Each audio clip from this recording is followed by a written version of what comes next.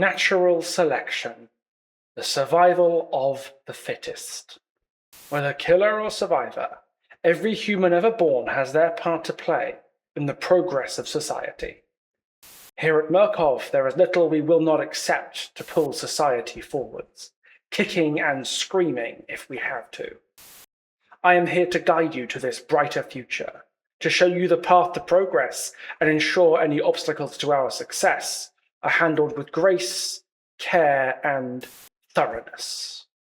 Listen well, and we will let you out.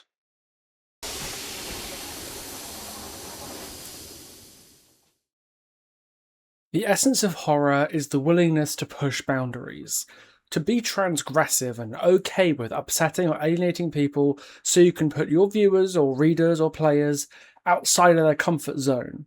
And there is perhaps no game studio out there that understands this better than Red Barrels, the studio behind the Outlast series of games. And nothing else, actually. I was kind of surprised to see that Red Barrels literally haven't made anything that isn't Outlast related, ever. I was expecting some indie games or third-party licensed games like Behaviour at some point in their history, but no. The first project they released was Outlast in 2013, and they've done nothing outside of Outlast since. Following up with the Whistleblower DLC in 2014, Outlast 2 in 2017, and the Outlast Trials, a multiplayer co-op experience in the vein of Left 4 Dead in 2024. The first Outlast game hit the world of horror like a sledgehammer to the skull. It proved insanely popular with Let's Play creators like Markiplier and Jacksepticeye, and entered the conversation for scariest game of all time. Part of that was because of the game's helpless approach to its enemies. You didn't have a means to fight back against the monsters and madmen of Mount Massive, so when you were in first person squinting through the dark, that sense of horror was very palpable. Remember, this was an era before FNAF, Until Dawn or Resident Evil 7, where the biggest names in horror gaming were either dormant or squarely in the realm of action games. But beyond the tense first-person experience was just how icky Outlast was prepared to be, and the incredibly dark places it was prepared to go to elicit discomfort from players. Extreme gore and violence, rape and sexual assault, physical and psychological torture, necrophilia, incest, and every other paraphilia you can think of, all washed down with a cocktail of potent drugs, both real and fictitious. Outlast has it all and doesn't shy away from any of it, to the point it feels absurd at times with how much provocative stuff it throws in your face. That nudity filter is doing so much work for me right now. Outlast being so egregious with its disturbing content has defined the series in ways both good and bad. The games make for a truly shocking, unforgettable play experience and feel totally distinct from all the other horror games on the market. This is particularly true for the Outlast Trials, which somehow nails making multiplayer horror genuinely disturbing in a way no other game has ever done, in my opinion. But at the same time, it has given these games a reputation for being excessively gory or unpleasant, and limited their appeal to wider audiences as a result.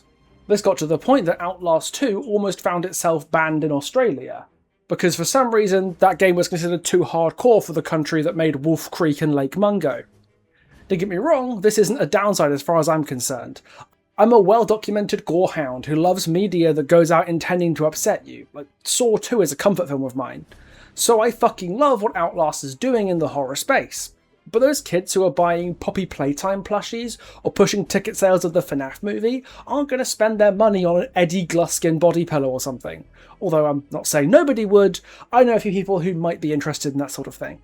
That's what put me off making an Outlast video in the Potential Problem series for so long. Over the past couple of years, I've been increasingly pessimistic about Behaviour's desires to accommodate media and ideas that might upset or alienate some players by serving them something genuinely disturbing, because it might cut into their profit margins. When we got Dungeons & Dragons, Tomb Raider, Castlevania, Tokyo Ghoul and Five Nights at Freddy's all in the span of 12 months, I was pretty convinced that the future of licenses in DBD was going to be less Hall of Fame of horror and more Fortnite or Universes Beyond. But I think that tide is slowly beginning to turn. The Sinister Grace chapter marked a major step forward in DBD's approach to gore. The arrival of Jason in 10th anniversary with tons of visceral violence and spectacular kills only added to this, and the impending arrival of Terrifier in November promises to ratchet up DBD's violence and disturbing content to whole new levels. All of this indicates that DBD is unafraid to get grisly and potentially alienate people in the process, and as such we've never been in a position where an Outlast collaboration looks more likely. So, Let's talk about it. What could we expect to see from a future collaboration between Behaviour and Red Barrels to bring Outlast to DBD? Do we think it could ever be likely? Which survivors, killers, skins or maps could be hoped for in the event of an Outlast and Dead by Daylight collaboration? Today we'll be answering these questions and seeing if the nightmares concocted by the Murkoff Corporation could find a home in the fog someday. Welcome, friends and foes, survivors and killers, to Outlast, and the potential and problems of bringing Outlast to Dead by Daylight as a licensed chapter. Outlast follows the misadventures and misdeeds of the Murkoff Corporation, a deeply unethical and mysterious company conducting off-the-book research in hidden black sites throughout the United States and possibly beyond. Outlast 1 takes place at the Mount Massive Asylum in Colorado, where Murkoff has reopened the old mental hospital and conducted monstrous experiments with the end goal of making fat stacks of cash. The experiments with the Wall Rider, a sort of man-made ghost manifested from nanomachines, result in the asylum patients escaping and taking over the facility. And the first game follows the journalist Miles Upshur as he investigates Mount Massive and finds himself the victim of the horrors within. The Whistleblower DLC follows a former Murkoff employee, Wayland Park, who had to undergo his own horrifying ordeal at Mount Massive after, blowing the whistle 2 miles up what was going on at the asylum. And Outlast 2 picks up shortly afterwards, with the news team couple of Blake and Lynn Langerman looking into the suicide of a pregnant woman at the Temple Gate community in backwoods Arizona. For most of the game, Outlast 2 looks almost completely isolated from Outlast 1 in terms of setting, characters and story. But when you learn that everything that happened in Temple Gate came as a result of Murkoff subjecting the town to brainwashing microwave signals for decades, it starts to paint a monstrous picture of the lengths Murkoff is willing to go to in the name of their fucked up science. The Outlast Trials expands on Murkoff's background presence in both the prior games and making them the explicit focus of their multiplayer experience. The game is instead set in the Cold War at the Sinyala facility in 1959, where Murkoff has abducted thousands of dispossessed and desperate victims for their experiments in brainwashing and conditioning, in collaboration with the CIA's MK-Ultra program. Whether it's the sort of haunted Bedlam house of Outlast 1, the RE4-inspired village of murderers in Outlast 2, or the clinically crafted nightmares of the Outlast Trials, Murkoff is in the middle of it all, grinding the humanity of their victims into dust for profit and power. It joins the ranks of Umbrella, Weyland-Yutani, Disney, and the Soylent Corporation as one of the most perniciously evil companies in the world of horror. And the extremely graphic nature of the Outlast games makes Murkoff stand out as an endless factory of misery that justifies itself so long as the greenbacks keep on coming. To that end, I believe the best Outlast games to draw on for a potential Dead by Daylight chapter would be the first game and/or the Outlast Trials, set respectively at the Mount Massive Asylum and the Sinyala facility, which are strongholds of Murkoff's power and most completely exhibit the horror that makes Outlast unique. Outlast 2 is a little bit sketchier because Murkoff is much more a background figure in this one, and while the Outlast Trials does a good job of retroactively welding Outlast 2 into the wider Outlast storyline, that material isn't particularly present in Outlast 2 itself, outside of the signal towers that cause the events of the plot to happen. I enjoy Outlast 2 for what it is, and Marta is one of my favourite enemies in the entire series, but if we're looking for an exhibition of what Outlast is as an IP, I wouldn't look at 2 personally. Part of the reason the Outlast Trials is the way it is because the step away from the hospital horror of the first game was jarring to some players, and Trials, taking us to the Sinyala facility, delivered on the premise offered by the first Outlast game. For a bit of context, the premise of the first Outlast game focuses on the morphogenic engine, a system built by the Murkoff scientist and former Nazi, Dr. Rudolf Wernicke, that allows people suffering extreme emotional disturbances to control nanomachine clouds and manifest a spectral entity from them known as the Wall Rider. The events of the game and its DLC Whistleblower cover the Wall Rider entity going on a rampage throughout the Mount Massive facility, and the lunatics literally running the asylum, as the disturbed patients Murkoff exposed to the morphogenic engine broke out and slaughtered the scientists and guards. The journalist Miles Upshur and the whistleblower Wayland Park both find themselves subjected to the horrors that Murkoff has created loose within Mount Massive, culminating in the destruction of the asylum and Miles becoming the new host of the Wall Rider. Mount Massive was a claustrophobic hellscape that combined the haunted asylum setting with plenty of modern unethical corporate experimentation, similar to how the original Resident Evil hid a modern underground evil science lab under the gothic horror setting of the Spencer Mansion, and the Outlast Trials inherited that claustrophobic indoor approach from the first game. The dark environments of the trials feel like riot warrens that the reagents are let loose into, and even the ones like the fun park in Grind the Bad Apples that are meant to resemble outdoor areas still have no sky, no foliage, and no exit, except the one that Murkoff has built for you. The Temple Gate citizens sometimes just look like zombies or unwashed hillbillies, Resident Evil 4 background characters if you squint hard enough. But the variants of Mount Massive and the X-Pops of Sinyala are unmistakably Outlast to the core, and even the more specialised X-Pops like the Screamers or the Pushers still bear the same hallmarks of the first game's characters. The same restraints, distended mutated growth and extensive scar tissue that alludes to the highly invasive surgery they endured at Murkoff's hands. This ties into what I think is Outlast's greatest thematic success. Perhaps more than any other horror game series out there, it showcases the unmitigated brutality of what man inflicts onto man. A lot of big horror IPs, including those that collaborated with DBD before, tend to shy away from being too graphic or too on the nose about edgy topics because they don't want to engage with very sensitive content in the way Outlast does. Silent Hill, for example, uses a lot of ambiguity and symbolism to tell its stories through subtext and player interpretations, whereas Resident Evil waters it down with rocket launchers and roundhouse kicks and so many bullets, the monstrosities that Umbrella inflicted upon people become a little too easy to forget sometimes. Outlast's extremely graphic brutality means that cannot happen. Every enemy design, every attack animation, and every enemy chatter line, every single thing in all three of those games is designed first and foremost to unsettle you, to make the human cost of Murkoff's experiments impossible to ignore, and to make you as a player feel disgusted and vulnerable in equal measure. Silent Hill 2 has Pyramid Head dragging a female mannequin around by the ankle, and that starts decades of discussion about James's repressed desire for sex and control. But Outlast just has a guy fucking a headless corpse who then calls you a weirdo for watching him do it. That's just such a bold statement for a game to make, and I can't help but love it, especially when you realise how much harder it is to make a genuinely repulsive game than it is to make a repulsive film. Directors and production staff have exact control over a film, what a viewer can see and how they see it, and this can be done for very cheap. Look at Eraserhead, made for just $100,000. The Blair Witch Project Texas Chainsaw Massacre made for $60,000 a pop. Original Terrifier, $35,000. Paranormal Activity only cost $15,000, and all of these movies changed horror cinema forever because they were made by innovators in the space who were able to make a lot out of a little. It's way harder for games to balance cost with creativity in the same way that movies do, because there's just more you have to worry about. No matter how horrifying your vision is, it has to survive contact with a player exploring it, breaking it, or getting so frustrated by it that it stops being scary and starts being annoying. Looking at you, Outlast 2. And that's to say nothing of cross-platform distribution, often paying for an engine and the technical expertise to make it behave, paying vendors and licenses to host your game, and the more involved process of developing concept art, models and animations compared to raiding a thrift store for costumes, or making corn syrup and food colouring to make a bucket of fake blood. Costs just bulk out quicker for low-budget games than they do for low-budget movies, and that pushes aspiring devs like the three-man team working on the original Outlast towards investors who might interfere with your creative process to ensure returns on that investment through broadening its appeal or making it safer at the cost of your creative vision.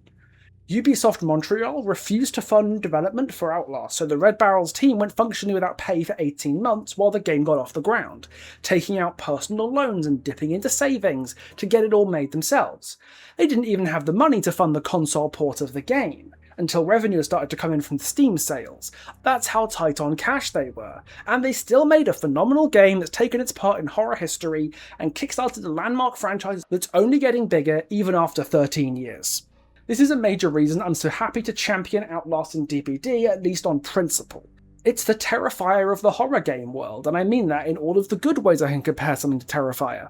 It was an industry underdog, built with string and nails and spare change on the back of the sofa, and it made it to the big leagues without compromising the viscerally disturbing vision of its creators. That is something I will always respect, and Outlast deserves recognition for it. What could be better than a licensed chapter for Dead by Daylight to mark such an achievement? But just because an IP deserves to have a licensed chapter doesn't mean such a thing would be practical. After all, there are a number of requirements a character must fulfill to be a suitable survivor or killer for Dead by Daylight, and Outlast might have a bit of a problem filling that requirement, at least from the killer point of view. But we will cross that bridge when we come to it. For now, let's talk about survivors, and I think we have two obvious candidates for Outlast to bring into the fog. Wayland Park and Amelia Collier. Wayland Park is the protagonist for the Whistleblower DLC for Outlast 1. Whistleblower released in 2014 to electric reviews to the point that many reviewers preferred it to the main game, and Wayland proved a distinct and admirable successor to his predecessor protagonist Miles. Wayland's notes as he recalls the events of Whistleblower tell us some neat things about him.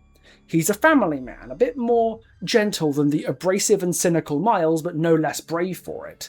He just wants to get home to his wife and sons, and while he does survive Mount Massive, we don't really know what's next for him because the exact ending to Wayland's story after Whistleblower is a little bit up in the air. He escapes Mount Massive at the end of the game, but his dialogue with Simon Peacock at the very end of the DLC suggests that him and his family will be on the run from Murkoff's wrath after he blows the whistle. That would be a really compelling story to pick up for a Dead by Daylight survivor. Wayland isn't really a part of the big Wall Rider story, and he isn't liable to return for a future installment of the series, so he's just kind of a loose end ripe for tying up in the fog. He'd be a great representative from possibly the most loved Outlast entry to date, and while we know that Wayland burns his old home down so that he and his family can flee in the Murkoff accounts, we don't know what happens beyond that, so there's plenty of room for DVD to fill in the blanks. Wayland would be a great representative for the single-player Outlast era, intimately tied to Mount Massive and coming from an arguably the best Outlast entry. But if an Outlast DVD chapter was intended to instead supplement the Outlast trials and show what the franchise is today, there'd be no better choice than Amelia Collier. To put no finer point on it, Amelia Collier is the resistance against Murkoff within the Sinyala facility in the Outlast trials. The amount of shit this woman has gone through and gotten done is simply spectacular. She escaped the trials by disguising herself as a pusher, she hijacked Murkoff radio frequencies to broadcast directly to the reagents in their beds, she led many reagents to safety out of the corpse disposal shuttles in the facility, and even though she was caught, the trailer of Project Boneyard suggests that she's immediately escaped again and is right on back to business kicking Murkoff's ass all over again. Amelia is the obvious candidate for a character from the Outlast trials, because she's basically a figure of legend among the reagents in the game's context, a ray of hope that the reagents at Sinyala need to have any chance of truly escaping Murkoff's trials. I dare say she'd be just as well suited to escaping the Entity's trials as well. However, I think of the two, Wayland would be my pick, because Amelia's story isn't quite done yet. The Outlast trials has a lot more it clearly plans on doing with Amelia, especially after her escape from Project Boneyard. Wayland's story is functionally done. Red Barrels are unlikely to touch him again, meaning that behaviour can pick up where they left off, but I could see them being much more reluctant to give up Amelia when there's plenty of character development and story still to go for her. Both are great candidates though, as are Outlast 1 and 2 protagonists Miles Upshur and Blake Langerman, even if their endings are a little bit more final. But I think Wayland is just the best of a great bunch, and Amelia would also be an incredibly satisfying pick, with some potentially cool inventor-style perks to suit her gadgeteer skill set. So, we've got a fair few great options for survivors, but what about killers? The good news is that Outlast has no shortage of murderous lunatics the entity to draft in as a killer. Off the top of my head, we've got Rick Traeger, Chris Walker, and the Wall Rider from the first game, Eddie Gluskin from Whistleblower, Marta or Nick and Laird from Outlast 2, or any of the prime assets from the Outlast trials. There is no shortage of scary murder people to scarily murder people. But there is a problem, one that's remarkably consistent across the Outlast series that makes picking a killer from the franchise a bit of a tall order, because we have to discuss for a second the concept of mechanical identity. Let's take an example here of Leland Coyle, the most popular prime asset from the Outlast trials. On paper, he'd make a great killer.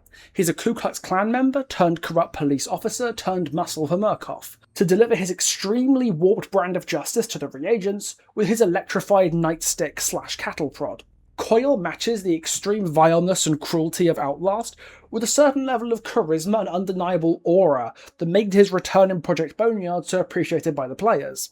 But when that translates to the mechanics of the game itself, what does he even do? When he finds you, he runs at you and he hits you with his stick, which does damage and disables your rig for a bit. That's it.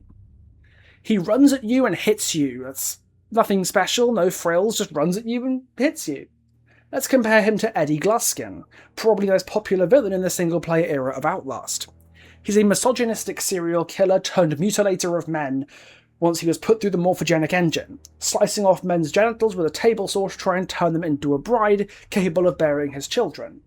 His scenes in Whistleblower are some of the most memorable in the entire series, and he remains a source of discomfort and crossed legs for many players over the years. But again, when he's away from his table saw, what does he do? He runs after Waylon and stabs him. Just runs and stabs. Almost every killer candidate in the Outlast series just falls into this formula. Chris Walker and Rick Traeger run towards you and hit you. Marta just runs towards you and stabs you. Gluskin and Gooseberry and Coyle and the Jaeger all just run towards you and hit you. It's all very samey, and that's fine for a game like Outlast, where things like the environment, your injuries, and other enemies like variants or X-Pops make each encounter unique, but DBD works differently. Killers have to do something that other killers don't to give them a power that stands out, and most Outlast antagonists just don't have the room for that. The best showcase of how Outlast's big bad guys would require a major overhaul to make it into DBD as killers is Sister Lilia Bogomolova, the newest prime asset in the Outlast trials. Lilia's trials are dotted with these mannequins that resemble her almost exactly, and she'll pose among them to blend in. And to escape the trial, the reagents have to use black lights to scan these mannequins and retrieve jewels from them. These tasks require you to get close and inspect each mannequin you find individually, meaning you might be walking up to Lilia and not even know about it until the mannequin you're checking out, or the mannequin you walked past to check it, jumps you out of nowhere. Lilia's trials are some of my favourites in the entire game because they are a carefully crafted experience built around her unique mechanics, but Dead by Daylight cannot have that level of individual craftsmanship. To be a killer, Lilia would have to have enough depth and flexibility to rock up on Baden Preschool or Ormond Lake Mine, and have enough of a power to stop survivors repairing 5 generators instead of inspecting mannequins for amulets. And I just don't think she's got it. Pretty much no Outlast villain does. The only ones who do things other than run at you and hit you, and aren't, side characters from the middle child of the series, are the Wall Rider from the first game and Barbie and the Crest twins from the Outlast trials, who float around and blink through walls to attack victims, fire a limited range gun at you, and throw chemical vials that impede your movement respectively. I'm going to be real, I think that design space might be a little crowded right now. Traditionally, DBD's answer to getting characters into the game when they don't have quite enough to be a killer on their own is cosmetic collections like the Crypt TV skins. The Mordeo and the Birch would have been unsuitable killers because there's just not enough to build powers up for them, but they have made perfectly good skins for Hag and Huntress to get the characters into the fog without the requirement for a full chapter dedicated to them. Maybe that's where the future of Outlast in DBD resides, either as full legendaries or just giving existing killers the outfits of their counterparts in Outlast. Deathslinger in Barbie's outfit, Doctor in Coyle's uniform, Plague in Marta's robes, the Day High twins as the Crest twins, complete with an oversized buzzsaw, and of course the Skull Merchant wearing the ornate finery of Lilia Bogomolova. What can I say? I have a type. There just so happens to be serial killers with blades on their right arm and a weird collection of mannequins. So maybe that's the answer. Not an Outlast chapter per se, but maybe a collection of cosmetics. Legendary outfits for survivors to turn them into Waylon or Amelia. Maybe some reagent outfits for existing survivors, and a few outfits for killers too, to line up with the variant or prime assets from throughout the Outlast series. But come on, I think we can do better than that. I think Outlast deserves better than that. And thanks to the ongoing success of the Outlast trials, Behaviour and Red Barrels have a truly unique opportunity to make a milestone for both of their games. Because I think Dead by Daylight is as well suited to the Outlast trials as Outlast is to Dead by Daylight. Dead by Daylight's world is enormous and rich, with characters and stories taken from all throughout history and across the world, and we have a few characters whose personal stories align very closely with the themes, locations and time periods of Outlast, and especially the Outlast trials. The Doctor and his mentor Otto Stamper touch on the same Cold War MKUltra storytelling beats that Outlast does, to the point that the Doctor's final design as a killer in the fog could have been ripped straight from Outlast. So consider the following. Instead of, or alongside Outlast coming to DVD, the Outlast Trials gets a Dead by Daylight themed Halloween event with the Doctor as a guest prime asset. Since its release, the Outlast Trials has had Dr. Wernicke from the original Outlast overseeing Program Geister, the game's Halloween event where reagents are exposed to powerful hallucinogens and trials are more dangerous. What I'm suggesting here is Otto Stamper or Herman Carter taking over Program Geister for a year in collaboration with Wernicke and Easterman to test out their own experimental therapies on reagents and deploy the Doctor himself into the trials to give his prognosis firsthand. There's a lot of DBD flair you could add to a game with objectives as varied as the Outlast trials. You could have reagents powering generators, vaulting pallets, hiding in lockers, putting people on hooks, recreating elements of the DBD experience in temporary event modes to bring two very different kinds of trials together. You could even turn the Skinner Man into the Unknown or the Dredge, or dress up X-Pops like killers if you wanted. There's so much potential to mix the two games formulas together in the vein of the For Honor Halloween event they did with DBD a few years ago. Remember, DBD is looking to go back and give older characters voice lines over the next couple of years, which means finding a shitload of talented voice actors to voice them all. And hearing whoever Doctor's new VA is going to be, hunting down reagents or even bantering with other Prime assets in prime time would be a treat. I know he'd get under Coil's skin for sure, being an educated and intelligent black man who's not only achieved more than Coil has ever done, and ever will in his entire life, but also does the electricity gimmick way better than he does. The Outlast trial is one of the few multiplayer horror games that's proven itself to have staying power alongside Dead by Daylight. So why not do something with that benefits both of these games, not just DBD? Hell, if Outlast was really going to bring a killer to DBD, I think what I would really want, and what would be the most suitable, would be for Red Barrels and Behaviour to work together. Come up with a new Prime asset with a mechanical gimmick or two that can be transferred elegantly into DBD as a brand new killer that does a brand new thing, and release them as a killer and a Prime asset at the same time. The two games express their killer characters in two very different ways. DBD is exceptional at matching a character's power, fantasy, and character identity to their gameplay through the mechanics of playable power, while the Outlast Trials excels at building them a lair to call their own, and creating trials that allow the character to fully express themselves through their words, actions, and setting. Working together to create a brand new character could give us the best of both worlds. A mechanically unique experience tailored to work in the realm of the Entity and Murkoff's trials, while having all of the darker-than-life nightmares and deep lore connections that characterise Outlast's beloved Prime assets. Outlast is a franchise worthy of the term modern classic. Alongside Amnesia, it set the stage for a whole subgenre of first-person horror games, and the studio Red Barrels is going from strength to strength as a result, with the Outlast trials redefining what Outlast is to a bigger fandom than ever. Dead by Daylight has a lot in common with that. It propelled a bunch of small-time devs in Montreal into the big leagues of horror by creating a game that defined a genre, and it only feels like a matter of time before these two titans of the genre decide to make something happen together. License agreements take a while to sort out, especially with the game as big and stuffed with them as DBD, so I wouldn't be surprised if Outlast in DBD has been a discussion that's already taken place behind closed doors, and we just haven't seen any results yet. I fear it will likely to be a cosmetic collection, but I think we can do better.